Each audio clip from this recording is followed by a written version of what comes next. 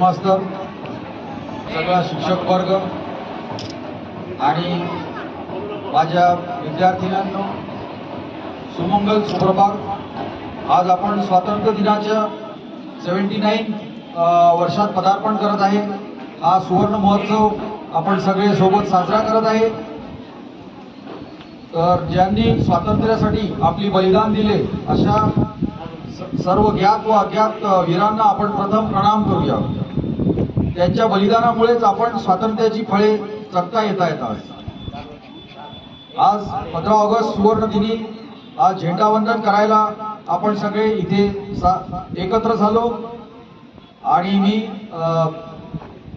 आज मी सर्व यशस्वी विद्यार्थ्यांचे हार्दिक अभिनंदन करतो, जे यावर्षी यशस्वी झाले नाहीत किंवा यादीत येऊ शकले नाहीत ते पुढील वर्षी यशस्वी होतो अशी मी आशा बाळगतो। एक मी सांगू इच्छितो की शिक्षण क्षेत्रात चांगली प्रगती करावयास सतत अभ्यास करणे आणि अपडेटेड राहणे हे मस्ट आहे। तर माझं असं म्हणणं आहे की तुम्ही आपल्या अभ्यासावरच सतत कार्यरत राहावे आणि त्याच्यावरच फोकस ठेवावे। आणि अजून एक सांगावयास इच्छितो, there is no substitute to hard work.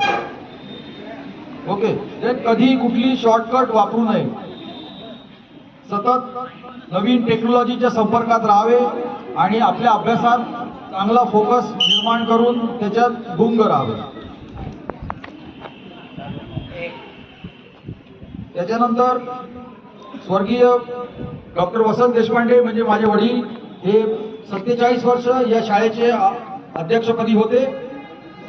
त्यांनी हे कार्य पूर्णपणे चांगल्या रीतीने पार पाडले। मग आदरणीय शिक्षक वर्ग, शुक्ल परिवार यांनी वेळोवेळी सहकार्य दिले, याच्याबद्दल मी त्यांचा मनापासून आणि हृदयापासून आभारी आहे। त्याच्यानंतर यासाठी मी सर्वांची खूप खूप आभारी आहे आणि शुक्ल परिवार आपल्या शाळेला नव्या उंचाईवर घेऊन जातील अशी माझी आशा आहे। याबद्दल आपण सगळेच त्यांचे सहकार्य करावे अशी माझी इच्छा आहे।